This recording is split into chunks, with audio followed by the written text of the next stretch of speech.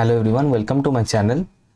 In this video, we are going to discuss one important question from Newton's forward interpolation. Right. So as you can see on the screen, this question is from 2019 question paper, and question is write down the polynomial by using interpolation formula of degree 3 relevant to this data.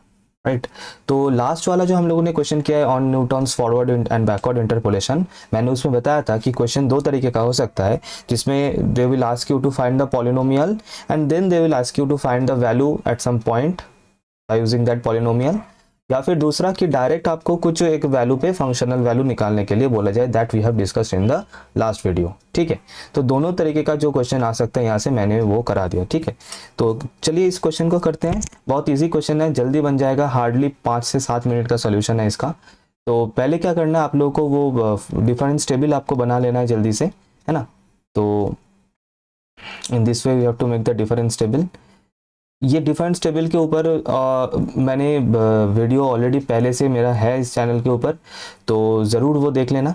जो मैं क्या करूँगा कि इसका playlist का जो numerical methods का जो भी वीडियोस है, सारे सभी वीडियोस मिला के एक प्लेलिस्ट में इस वीडियो के डिस्क्रिप्शन में मैं डाल दूँगा. उसमें सिर्फ आपको प्लेलिस्ट फॉलो करते चलना है, आपका सिलेबस जो है वो डेफिनेटली ख़त्म होगा, क्योंकि मैं पूरा सिलेबस कराने वाला हूँ इस बार. ठीक है, और ऑलमोस्ट सिलेबस मतलब करा ही दिया सब कुछ, और जो भी टॉपिक्स बाकी है वो आने वाले दिन में कवर हो जाएगा एग्जाम के पहले तक. ठीक है, तो पहले यहाँ पे x का वैल्यूज आप लोगों को लिख लेना है सिंपली इस तरीके से, और कॉरेस्पॉन्डिंग fx का वैल्यूज आप लोगों को लिख लेना है कुछ इस तरीके से. ठीक है, अच्छा अब क्या करना है, you have to do the find the forward difference table. Right, तो it's first order forward difference, second order forward difference.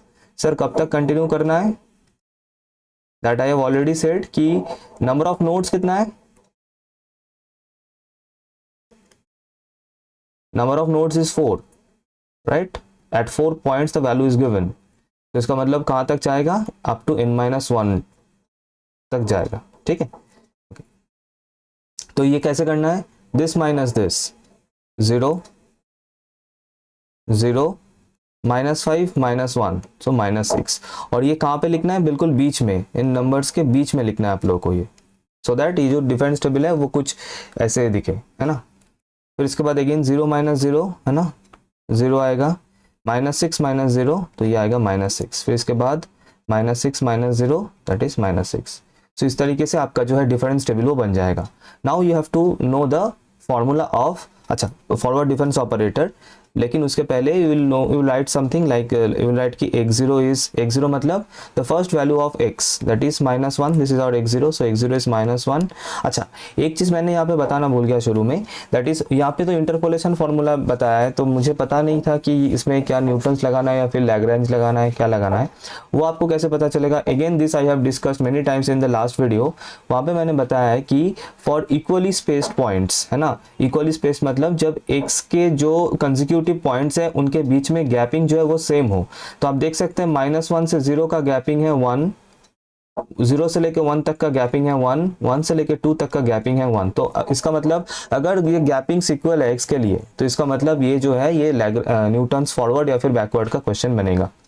और अगर यहाँ पे गैपिंग अनइक्वल होता और अनइक्वल स्पेस्ड पॉइंट्स, तब हम इसमें लैग्रेंज यूज करते या फिर न्यूटन्स डिवाइडेड डिफरेंस. ठीक है, तो यहाँ पे इंटरपोलेशन फॉर्मूला जो कि डिनोट कर रहा है न्यूटन्स फॉरवर्ड इंटरपोलेशन ही हम लोग इसमें यूज करने वाले हैं. तो x0 ये हो गया. अब h लिखना है हमें. h क्या है, h is the gapping of x, that is x के पॉइंट्स के में जो अंतर है, so that is 1 here as we can see. तो h इज 1. आपको u बना लेना है, u is equals to x minus x0 by h. ठीक है, अब मैंने क्या बताया था, अब अगर आपको क्वेश्चन में यहाँ पे पूछा जाए कि find the value of f of से इट इज f ऑफ 1.5 ऐसा बोला जाता, तो आपको यहाँ पे जो x है ना, ये आपको 1.5 लेना था. लेकिन क्योंकि आपको यहाँ पे एक पॉलिनोमियल बनाना है, और पॉलिनोमियल में x का रहना ज़रूरी है. पॉलिनोमियल मतलब सम x का कुछ डिग्री बनेगा, nth डिग्री पॉलिनोमियल ऐसा कुछ बनेगा, x to the power something रहेगा उसमें. तो x रहेगा in the form of the polynomial, और ये जो x कहाँ से जनरेट होगा, इस u से ही जनरेट होगा. तो ये हमको x ही रखना है यहाँ पे, बाकी x0 का वैल्यू पुट कर देना है एंड h का वैल्यू जो है वो पुट कर देना है. तो ये आपका बन जाएगा x + 1 बाई 1 मतलब सिंपली 1, तो इसका मतलब u जो आ रहा है आपका x प्लस 1 आ रहा है, ये हो गया, ठीक है। अच्छा, अब हम यहाँ पे न्यूटन्स फॉरवर्ड इंटरपोलेशन का फॉर्मूला यूज करेंगे।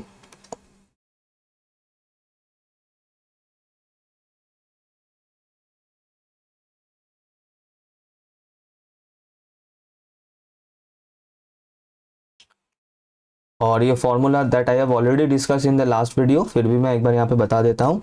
F x is approximately equal to, क्योंकि मैंने बताया कि इंटरपोलेशन का मेन फंडा क्या है, to approximate an unknown function with the help of a polynomial, ठीक है।